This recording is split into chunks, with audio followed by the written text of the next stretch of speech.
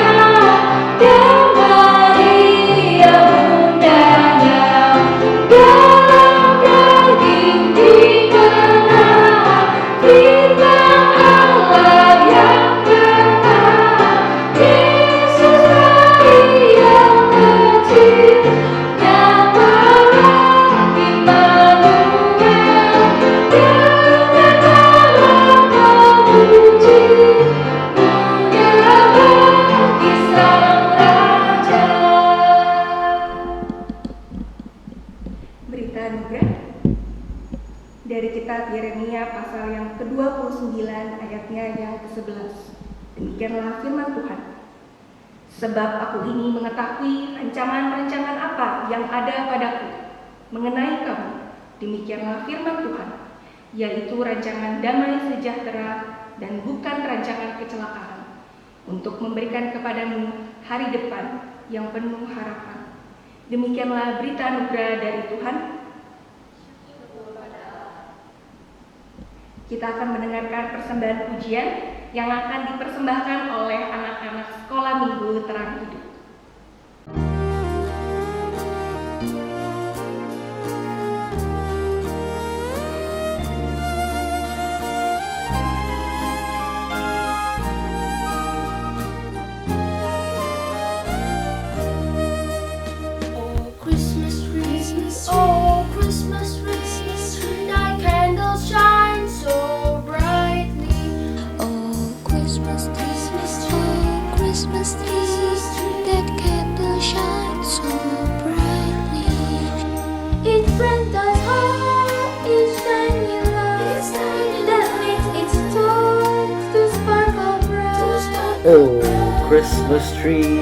Oh, Christmas tree, thy candle shines so brightly. Oh, Christmas tree, oh, Christmas tree, the candle shines so brightly. Oh, Christmas tree, oh, Christmas tree, the candle shines so brightly. Each branch does hold its tiny light, its message going to sparkle bright. Oh, Christmas tree, thy candle shines so brightly.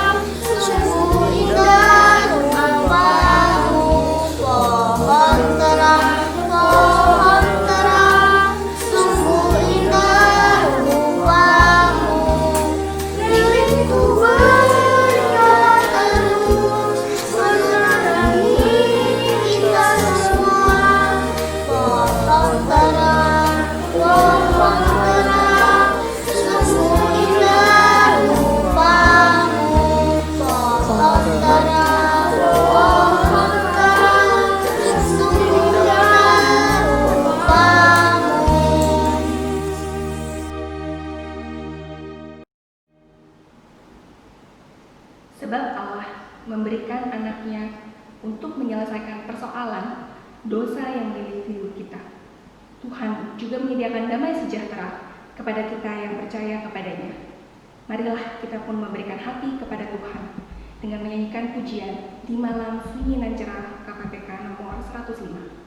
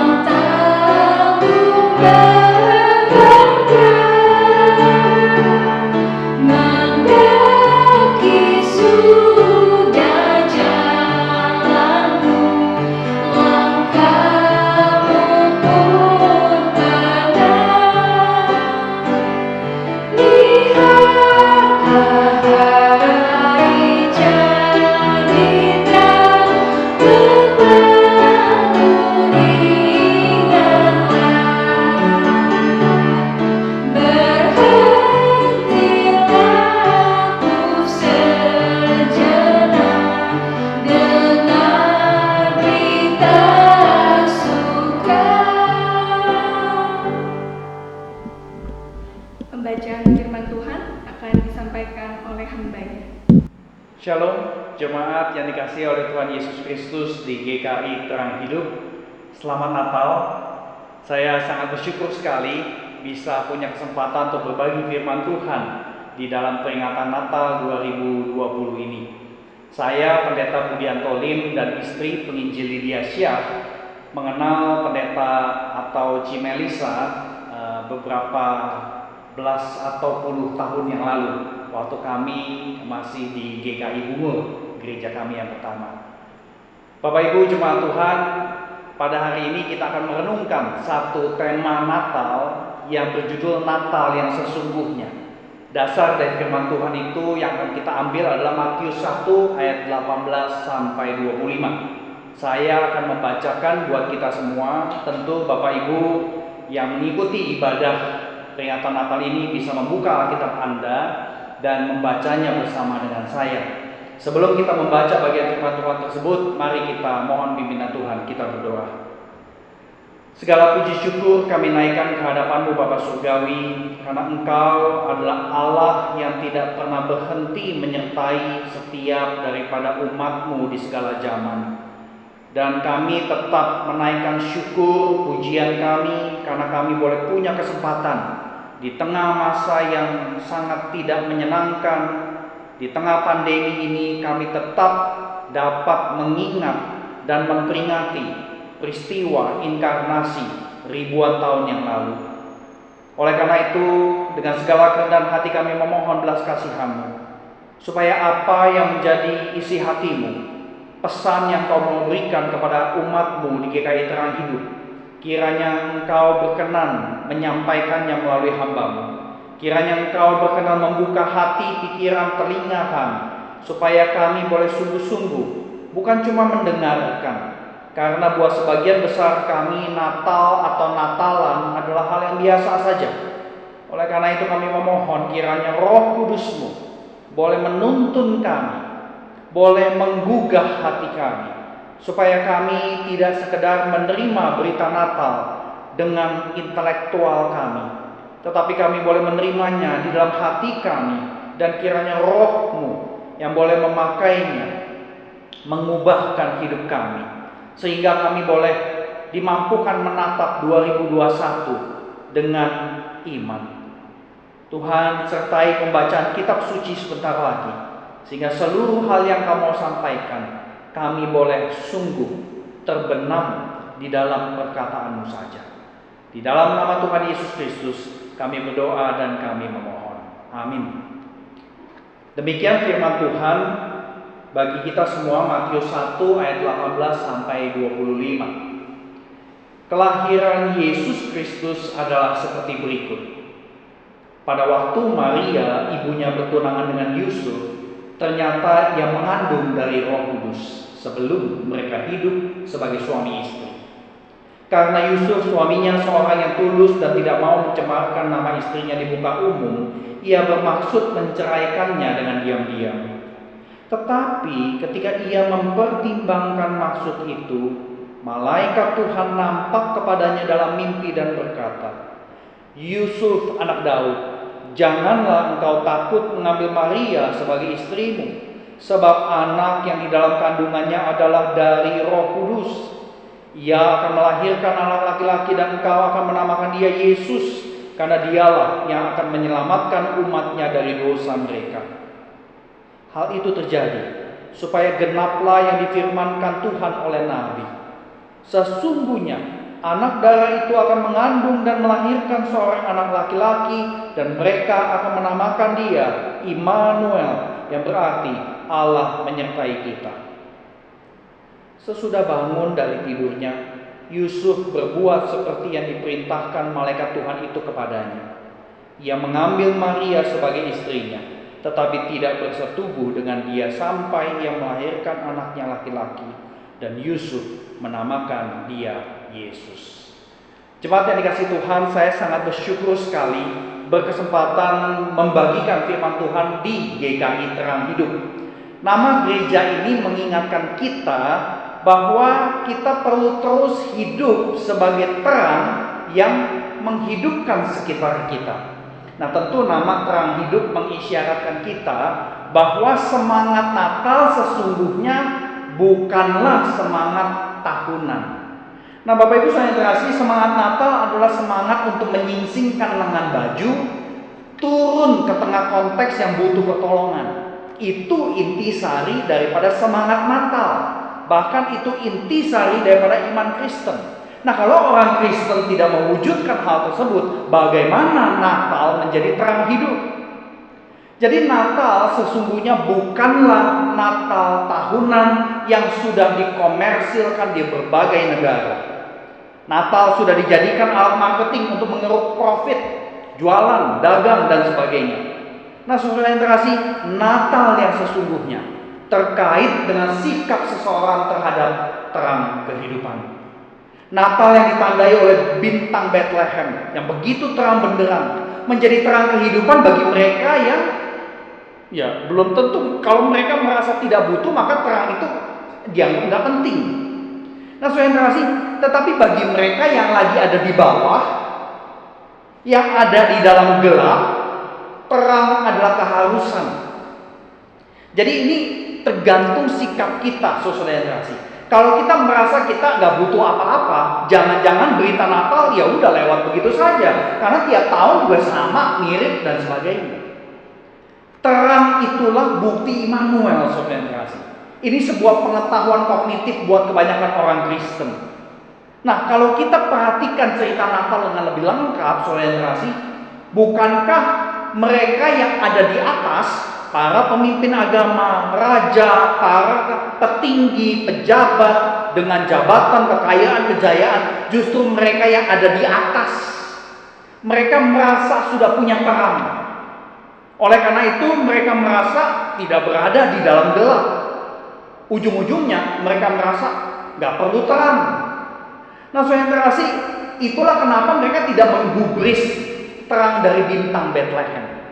Immanuel itu cuma enak didengar, tetapi gak diperlukan, karena mereka sudah ada di atas, saudara yang terkasih.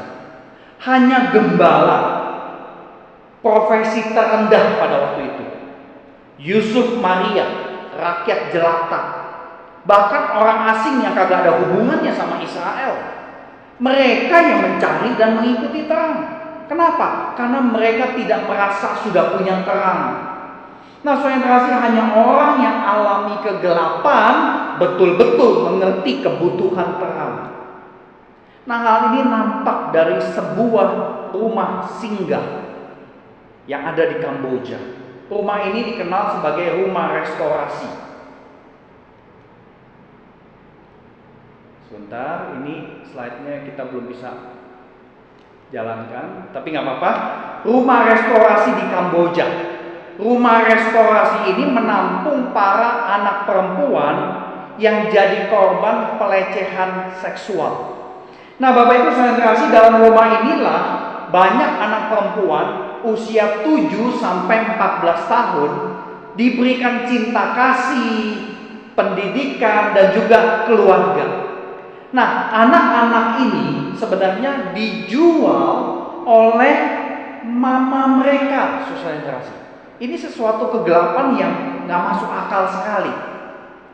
Kegelapan hidup manusia yang sangat gelap di Kamboja melalui cerita ini. Jadi anak-anak ini dijual oleh keluarganya sendiri untuk jadi penyedia layanan seks di Kamboja. Nah, saudara, kegelapan hidup manusia yang begitu dahsyat itu menunjukkan bahwa manusia itu butuh terang. Manusia itu butuh Allah beserta kita. Nah, Immanuel sebenarnya bukan sekedar Allah beserta kepada umat Kristen. Enggak, saudara. Berita Immanuel di Matius yang tadi kita baca, berita itu adalah untuk seluruh manusia.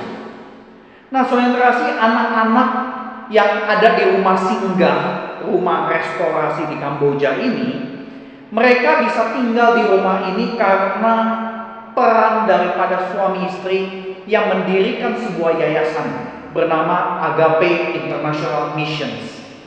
Jadi mereka yang mendirikan, mereka yang ngumpulin anak-anak yang terluka baik secara fisik maupun batin, secara ataupun mental, dan mereka selamatkan dari tempat-tempat gelap, tempat-tempat pelacuran dan sebagainya, dan mereka kemudian ditolong, disembuhkan, diberi pendidikan, diberi rumah dan sebagainya.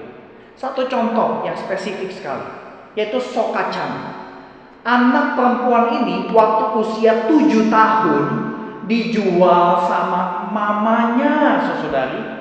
Untuk apa? Untuk jadi penyedia layanan seks. Dia dibekep 5 tahun dari umur 7 sampai umur 12 di satu ruangan yang redup, ya bahkan gelap. Tiap hari kerjaannya cuma nangis. Dia keluar rumah kalau ada yang ketok pintu. Begitu ada yang ketok pintu, dia takut luar biasa.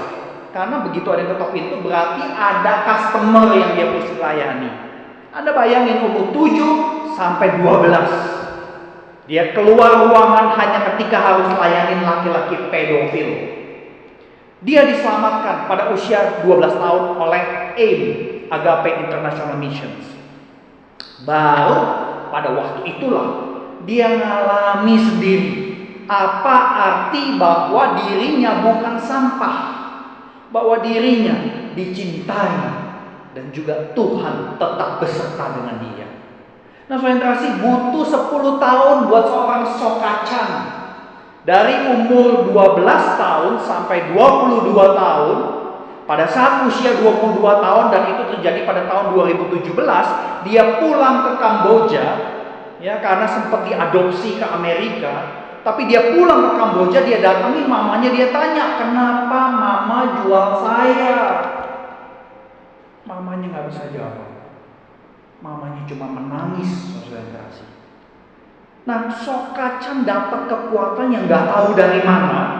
Dia peluk mamanya. Mereka berdua sama-sama menangis. Budaya di Kamboja yang satu ini sudah menjadi budaya yang begitu gelap sekali, saudara. 10 tahun proses penyembuhan bukan waktu yang pendek. Tetapi proses yang sangat krusial, karena pada akhirnya Sokacan mulai dari rumah restorasi, kemudian ada yang mau adopsi dan dia bisa sekolah di Amerika dan sebagainya. Semua proses itu dia hayati bahwa Tuhan masih beserta dengan dia dan mengangkat dia dari kegelapan, diangkat mendapatkan kebebasan yang luar biasa. Nah, saudara kasih jemaat Tuhan, cerita tadi menggambarkan kekuatan Natal yang sesungguhnya, yaitu kuasa Allah di dalam diri Yesus, Sang Bayi Kudus, yang adalah juru selamat dunia. Jadi Immanuel bukan cuma berita untuk orang Kristen di gereja, tetapi Immanuel adalah berita untuk seluruh manusia yang sedang dirundung oleh krisis pandemi ini, atau apapun krisisnya. Artinya saudara kasih, Immanuel bukanlah berita yang berlaku hanya buat zaman dulu Yusuf Maria. Tidak. Yang jadi pertanyaan buat kita tentu adalah bagaimana saya mengalami Immanuel di tengah-tengah masa sekarang nih, ya, pandemi atau ada krisis tambahan lainnya. Kita bertanya, apa betul masih ada Immanuel? Apa betul Allah masih beserta kita sampai detik ini ketika kita banyak menghadapi kehilangan, rugi, kegampangan karena tidak bisa melihat titik terang di dalam terowongan gelap ini? Apa betul Tuhan menyertai kita? Nah, saudara kasih, kita perlu melihat secara besar sebenarnya. Tentu kita bersyukur Presiden Jokowi sudah bilang vaksin itu digratiskan. Tetapi mari jangan bergantung kepada vaksin untuk bisa menghayati bahwa Immanuel itu betul-betul terjadi. Jangan kita sok tahu juga karena ada vaksin sehingga kita lengah. Nah, jangan ikut-ikutan pendeta atau gereja yang ngejek-ngejek gereja lain, tidak beriman karena tidak mau ada kebaktian di gedung gereja. Jangan pusingin kata-kata itu, saudara kasih. Kita GKI Terang Hidup tidak ada kebaktian Natal di gedung gereja bukan karena takut, bukan karena tidak beriman, bukan karena tidak percaya Immanuel, tetapi karena kita mengasihi sesama manusia. Kita mengasihi para tenaga medis yang gak berhenti kerja, sementara Jakarta yang terpapar bukan menurun tetapi tambah banyak. Nah, saudara kasih, kita tidak mengadakan kebaktian di gedung gereja karena kita mengasihi manusia yang Allah ciptakan. Jadi kita bersyukur, saudara kasih, karena ibadah yang kita lakukan tidak terpantek mati di satu lokasi. Yohanes 4 ayat 21-24 mengajarkan itu. Tapi intinya, saudara kasih, mari kita pikirkan bagaimana saya mengalami Immanuel di tengah pandemi. Kalau kita perhatikan apa yang tadi kita baca, Matius 1 ayat 18-25, khususnya ayat 22 dan 23, di situ ditegaskan bahwa berita Immanuel sebenarnya sudah diberitakan ribuan tahun yang lalu. Ya, Yesaya 7 ayat 14. Ceritanya simpelnya seperti ini. Umat Allah dikepung oleh musuh, bukan cuma dari satu sisi tetapi dari dua sisi. Lalu mereka mengalami ketakutan akibat ancaman, dan inilah krisis. Nah, di tengah krisis Tuhan Allah berikan tanda yang isinya janji dan jaminan. Nah, janji dan jaminan Allah tersebut ditandai melalui kelahiran seorang anak yang disebut Immanuel. Nah, kalau kita perhatikan arti Immanuel di dalam bahasa Ibrani itu baca dari kanan ke kiri. Ya, jadi mirip sama bahasa Mandarin sebenarnya. Jadi Imanu beserta kita. El adalah Allah. Nah, beserta kita adalah prioritas karena diletakkan di depan sesuai yang dikasih. Dengan kata lain, Immanuel dari perspektif Allah adalah Ia selalu memprioritaskan saudara-saudari yang berada di bawah, di situasi kehilangan, situasi miskin, situasi sakit. Kalau kita nggak merasa butuh, kita nggak akan mengalami Immanuel, saudara.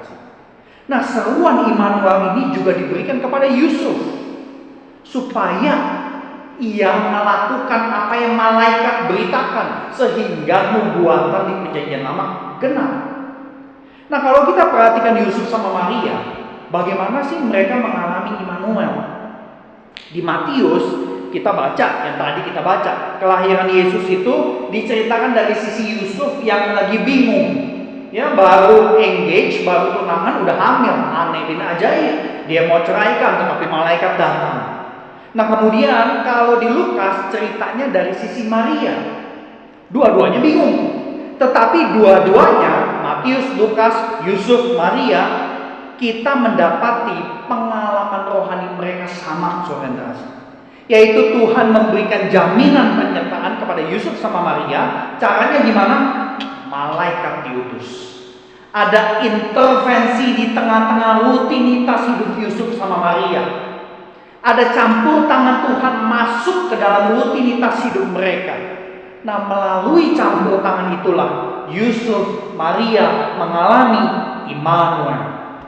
Jadi Bapak Ibu Saudara yang terkasih, bagaimana saya mengalami Immanuel? Yang pertama adalah naikkan doa permohonan supaya Tuhan mau intervensi atas situasi hidup kita. Nah, tentu yang patut kita tanyakan begini. Apakah campur tangan Allah dalam hidup kita bentuknya seperti yang dialami Yusuf sama Maria? Apakah harus malaikat itu datang ke kita malam-malam kemudian ngomong ke kita? Saya kira kalau Anda meminta itu ya nggak salah. Cuma cara Tuhan saya kira bukan seperti itu di zaman sekarang. Jadi kita tidak bisa dengan sembarangan memaksakan cara Tuhan intervensi seperti yang kita mau. Nah, kita bisa mengerti intervensi Allah sebagai hal yang terjadi di luar logika kita, di luar ekspektasi kita. Pada saat kita seakan menemui jalan buntu, kita udah pasrah, udah gak bisa ngapa-ngapain. Ada peristiwa-peristiwa di luar dugaan kita, sehingga kita bisa mengatasi situasi yang dilematis, yang sulit. Itu campur tangan Allah, saudara. Sekali lagi yang perlu kita camkan adalah kita tidak bisa mengontrol, kita tidak bisa mengekang bagaimana Tuhan harus intervensi. Disinilah kita diajak untuk percaya total bahwa ketika Tuhan janji yang menyertai, Ia beserta kita, Ia akan intervensi, janji itu bisa dipercaya. Beriman bahwa Dia pasti campur tangan ketika kita sudah kehabisan akal dan daya. Nah, saudara yang terkasih, janji penyertaan Tuhan ini adalah selama-lamanya. Jadi nggak mungkin Tuhan ingkar janji. Nah, mengenai campur tangan Tuhan ini dialami oleh seorang pemuda. Dia namanya adalah Henry Wanyoike, ya bacanya agak susah nih, orang Kenya soalnya. Waktu dia usia 21, satu malam dia tidur, pagi-pagi bangun dia nggak bisa lihat. 95% penglihatannya hilang. Kenapa? Karena dia kena stroke waktu tidur. Nah ini aneh, ya stroke itu nggak kenal umur kelihatannya. Dia sempat berkata, malam itu saya tidur seperti biasa. Namun ketika saya bangun keesokan pagi, saya berada dalam kegelapan. Nah, perlahan-lahan Henry menjadi buta total dalam beberapa tahun. Nah, mamanya bernama Grace bawa dia ke rumah sakit mata yang dibangun oleh missionaries, ya menjadi Christian Blind Mission International. Dokter juga nggak bisa bantuin dia. Tapi dokter ngomong begini ke Henry, kalau kamu tetap bercita-cita mau jadi pelari, kamu tetap bisa melakukannya. Si Henry tambah semangat. Bagaimana caranya, dokter? Sang dokter menjelaskan bahwa seorang pelari buta akan diikat pergelangan tangannya dengan tali khusus, dan ada seorang guide. Guide itu yang akan kasih tanda kepada si pelari kapan mesti belok, kapan mesti nambah kecepatan, kapan mesti menghindari rintangan, halangan dan sebagainya. Nah, saudara yang terkasih, campur tangan Tuhan terjadi lewat si dokter. Dan kemudian Tuhan sediakan seorang bernama Joseph Kibunya. Joseph inilah yang dengan setia menyertai Henry dalam latihan dan lomba. Tahun 2005 mereka dapat medali emas di Paralimpik, Olimpiade buat orang cacat di Sydney. November 2006 mereka kembali jadi nomor 1 di New York Marathon. sebuah pertandingan maraton yang sangat bergengsi di seluruh dunia. Tanpa penyertaan Joseph ibunya, tidak mungkin seorang Henry menjadi seorang buta yang berhasil mencatat rekor lari maraton. Ketika Henry melemah kecepatan larinya, Joseph yang menyertai, dia akan kasih sinyal, dia akan semangatin lagi. Waktu di jalanan ada halangan, si Joseph bisa melihat dan kasih sinyal kepada Henry. Joseph ibunya menjadi partner, menyertai sekaligus sebagai guide yang terus-menerus menyertai Henry dalam setiap jengkal. Nah, saudara kasih, partnership kedua pelari ini memberikan gambaran mengenai Allah beserta kita dalam setiap jengkal hidup kita. Bedanya adalah Henry bisa meraba keberadaan fisik seorang Joseph. Kita tidak bisa meraba karena Tuhan adalah roh, bukan fisik. Nah, buat kita orang percaya, penyertaan Tuhan di samping kita memang bukan fisik, tetapi bukan berarti tidak bisa dialami sama sekali. Nah, bagi seorang Henry, campur tangan atau intervensi Tuhan, tadi saya katakan terjadi ketika dokter mengusulkan seorang guide.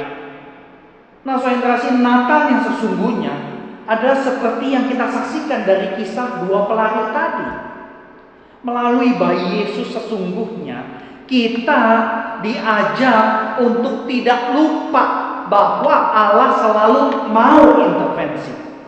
Tetapi kita nggak bisa paksa metode Allah berintervensi.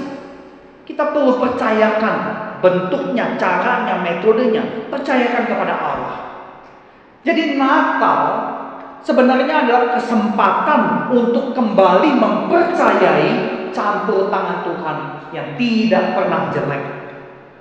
Nah, saudara kasih, selain kita perlu menaikkan doa permohonan supaya Tuhan intervensi, kita perlu perhatikan hal yang kedua. Peristiwa kelahiran Yesus yang Matius katakan sebagai penggenapan Immanuel sebenarnya melibatkan banyak pihak. Kalau kita baca cerita Natal secara lengkap di Matius sama Lukas, di situ ada Yusuf Maria, ada malaikat, kemudian ada gembala, ada Simeon, ada Hana, ada Elizabeth, mamanya Yohanes Pembaptis, ada Zakaria dan sebagainya. Artinya Yusuf Maria tidak sendirian. Nah, tentu Yusuf Maria tidak tahu menahu dari mana gembala dapat berita mengenai bayi Yesus.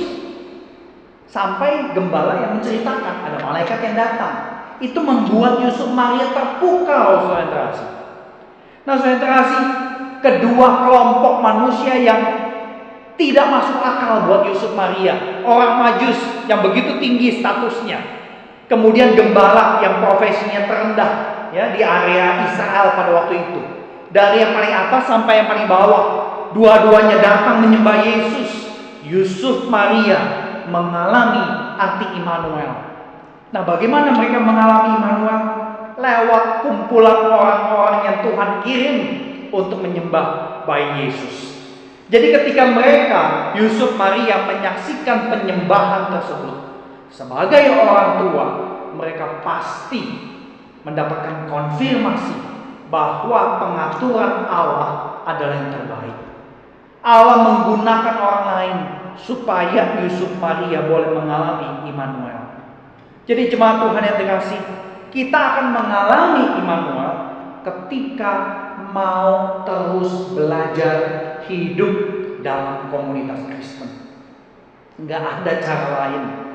Komunitas gereja, orang-orang percaya adalah instrumen yang melaluinya kita bisa mengalami Allah beserta kita. Nah, kalau jemaat mau mengalami Immanuel, tentu jangan jauhkan diri dari pertemuan-pertemuan ibadah. Ya, Ibrani 10 ayat 24 mengajarkan hal tersebut. Jangan jauhkan diri dari persekutuan-persekutuan dengan saudara seiman meskipun secara virtual. Kalau kita hidup mengisolasi diri dalam kehidupan bergereja, sangat disayangkan saudara. Karena melalui kehidupan komunitas bergereja, kita akan mengalami apa arti Immanuel. Nah, sebagai penutup, saya kembali membawa Anda melihat contoh bagaimana itu terjadi di dalam rumah restorasi yang didirikan oleh Agape International missions. Di dalam rumah restorasi tersebut, anak-anak perempuan itu tinggal bisa 4 tahun, bisa 5 tahun, tergantung kasusnya. Tetapi mereka punya keluarga. Ini adalah contoh foto-foto di mana mereka ketemu sisters in Christ. Di dalam rumah restorasi itu, anak-anak yang penuh luka batin, rusak identitas, fisiknya juga luka, mereka mengalami pembalutan. Mereka dikuatkan, mereka dibalut, disembuhkan bertahun-tahun. Komunitas rumah ini menjadi semacam keluarga bagi mereka. Dan anak-anak ini mengalami arti Immanuel di dalam rumah tersebut. Immanuel melalui komunitas yang juga mengalami pembebasan di dalam Yesus Kristus. Itulah Natal yang sesungguhnya, jemaat yang dikasihi Tuhan Yesus Kristus, yaitu kesempatan mengalami Immanuel melalui 2 hal. Naikkan doa-doa permohonan Anda, minta Tuhan intervensi atas situasi hidup Anda. Yang kedua, belajar hidup di dalam komunitas Kristen, komunitas yang sungguh-sungguh mengalami penebusan Kristus. Saya mengerti komunitas gereja kadang-kadang tidak ideal juga, saudara yang terkasih. Oleh karena itu kita perlu menemukan komunitas anak-anak Tuhan yang sungguh mengalami penebusan Kristus. Karena komunitas itulah bukti bahwa kita bisa mengalami Immanuel. Kiranya berita Natal 2020 ini boleh menolong kita memperhatikan kehidupan kita akan 2 hal tadi. Kiranya berita ini boleh dibawa pulang dan boleh menjadi berkat yang terus diterapkan di dalam kita menutup seluruh tahun ini. Kiranya Tuhan Yesus memberkati. Mari kita tundukkan kepala, kita masuk di dalam doa. Silakan jemaat berdoa secara pribadi. Berita Natal yang sesungguhnya adalah kesempatan mengalami 2 hal tadi. Mengalami Immanuel lewat doa-doa permohonan supaya Tuhan intervensi. Dan yang kedua, belajar hidup dalam komunitas. Tanggapi firman Tuhan ini. Berbicara kepada Tuhan dalam doa pribadi. Nyatakan bahwa Anda mau belajar menerapkan berita Natal 2020. Silakan doa pribadi. Setelah itu saya akan tutup di dalam doa.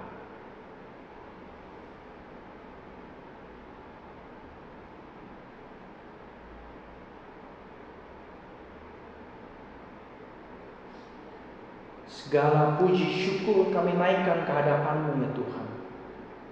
Kemuliaan bagi Allah di tempat yang maha tinggi.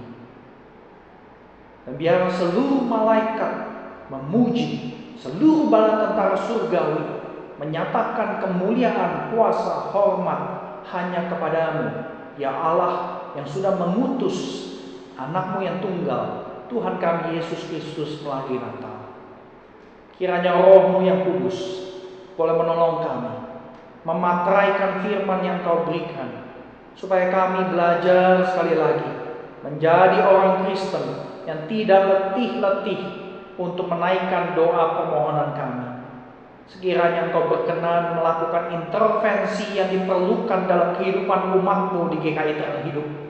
Apakah intervensi di dalam kehidupan pekerjaan karena pandemi ini sudah menimbulkan krisis yang tidak mudah untuk dinavigasi. Apakah krisis di dalam konteks relasi karena kami semua ada di rumah satu keluarga dan kami kaget ya Tuhan bahwa keluarga kami tidak lagi kami kenal karena selama ini masing-masing kami sibuk sendiri-sendiri, sehingga ketika kami satu rumah kami bingung ketika melihat anggota keluarga kami sehingga terjadi keretakan relasi. Oh Tuhan, kami mohon intervensi kondisi-kondisi keluarga jemaat-Mu di GKI Terang Hidup yang butuh pertolongan-Mu. Dan kami berdoa ya Tuhan untuk anak-anak kami yang kesulitan belajar secara online. Tuhan, kiranya Engkau intervensi, berikan kreativitas, berikan kemampuan kepada para guru dan juga kemampuan para orang tua untuk dapat mendampingi. Tuhan, kami juga mungkin Mengerti ada orang-orang tertentu yang kesulitan untuk ikut belajar secara online karena memang tidak punya gadget apa-apa. Mau beli laptop pun tidak bisa ya Tuhan. Pakai handphone sulit sekali Tuhan. Tuhan, kami mohon Kau intervensi jemaat yang membutuhkan. Dan Tuhan, kiranya Kau boleh tolong supaya keluarga-Mu di GKI Terang Hidup boleh saling bahu-membahu, sehingga komunitas tubuh Kristus di tempat ini boleh sungguh menjadi komunitas yang betul-betul adalah keluarga Allah ya Tuhan.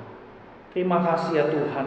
Kiranya Engkau yang boleh terus memakai seluruh pesan yang Kau sampaikan ini untuk menjadikan kami orang-orang Kristen yang makin mengasihi Engkau. Terpujilah nama-Mu ya Allah, kekal sampai selama-lamanya. Dengar seluruh doa kami yang kami naikkan di dalam nama Tuhan Yesus Kristus. Amin. Puji nama Tuhan untuk firman Tuhan yang boleh kita dengarkan bersama-sama pada hari ini. Kiranya firman Tuhan pada hari ini bisa menjadi kekuatan bagi saudara sekalian. Marilah saudara, saya undang boleh bangkit berdiri. Kita bersama-sama mengakui iman kita seturut dengan pengakuan iman Rasul. Aku percaya kepada Allah, Bapa yang Maha Kuasa, Khalik langit dan bumi, dan kepada Yesus Kristus, anaknya yang tunggal Tuhan kita, yang dikandung daripada Roh Kudus, lahir dari anak darah Maria, yang menderita sengsara di bawah pemerintahan Pontius Pilatus, disalibkan, mati dan dikuburkan, turun ke dalam kerajaan maut, pada hari yang ketiga, bangkit pula dari antara orang mati, naik ke sorga, duduk di sebelah kanan Allah, Bapa yang Maha Kuasa, dan dari sana ia akan datang untuk menghakimi orang yang hidup dan yang mati. Aku percaya kepada Roh Kudus, gereja yang kudus dan am, persekutuan orang kudus, pengampunan dosa, kebangkitan orang mati, dan hidup yang kekal. Amin. Mazmur 37 ayat yang ke-37. Perhatikanlah orang yang tulus dan lihatlah kepada orang yang jujur, sebab pada orang yang suka damai akan ada masa depan. Jemaat, marilah kita bersama-sama memberikan persembahan kita yang terbaik pada Tuhan. Jemaat dapat memberikannya dengan cara transfer ke rekening gereja yang tertera pada layar saudara. Sambil persembahan dijalankan, marilah kita menaikkan pujian dari KPPK nomor 88, Dunia Gemar dan Soraklah.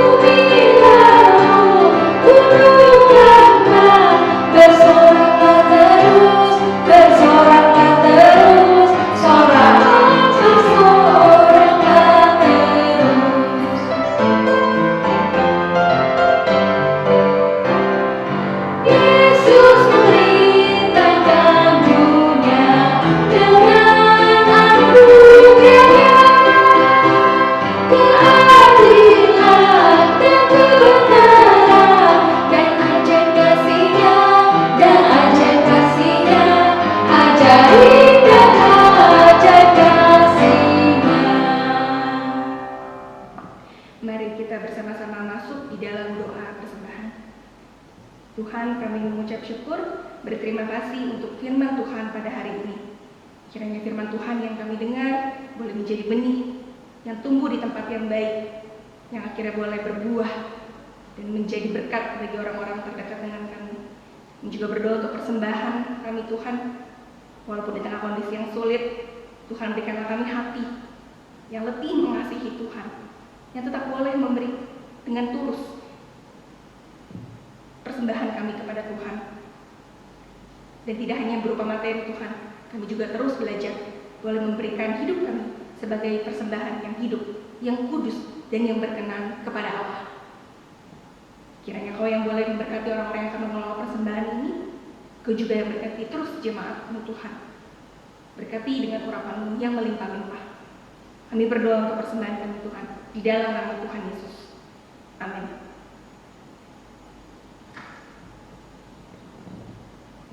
Jemaat, kita sudah berada di penghujung acara. Kita bersuka cita sebab Juru Selamat telah lahir bagi kita. Kiranya kasih dan damai sejahtera Allah senantiasa menaungi kita. Dan apapun kondisi kita saat ini, kiranya kita tetap mampu membagikan sukacita Natal kepada keluarga kita di rumah. Marilah kita naikkan pujian kita yang terakhir, yang terbaik bagi Tuhan. Dengar malaikat nyanyi dari KPPK nomor 90.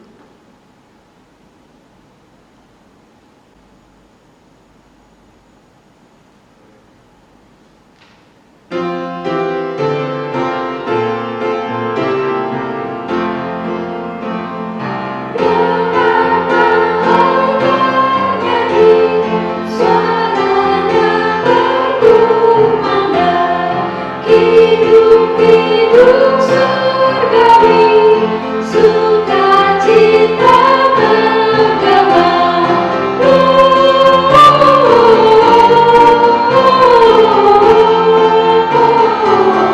Gloria,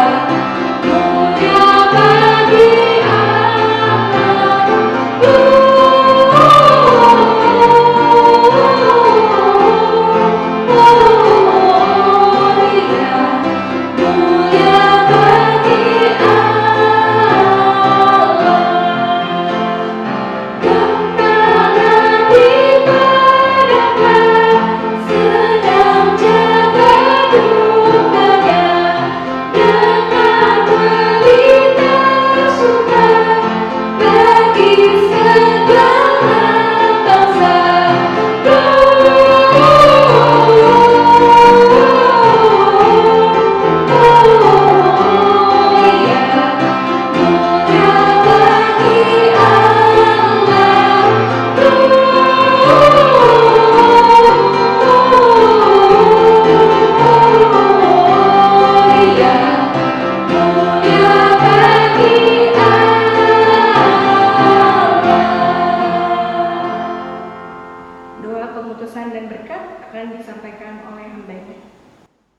Jemaat GKI Terang yang dikasihi oleh Allah Bapa, Putra dan Roh Kudus, terimalah berkat Natal dari Tuhan. Kiranya Allah Tritunggal, Allah Bapa, Putra, Roh Kudus, Allah sumber segala pengharapan, memenuhi kamu dengan segala sukacita dan damai sejahtera di dalam iman kamu, supaya oleh kekuatan Roh Kudus kamu berlimpah-limpah dalam pengharapan. Amin. Ibadah selesai. Selamat Hari Natal 2020 dan selamat Tahun Baru 2021 untuk seluruh jemaat GKI Terang Hidup. Tuhan Yesus memberkati kita semua.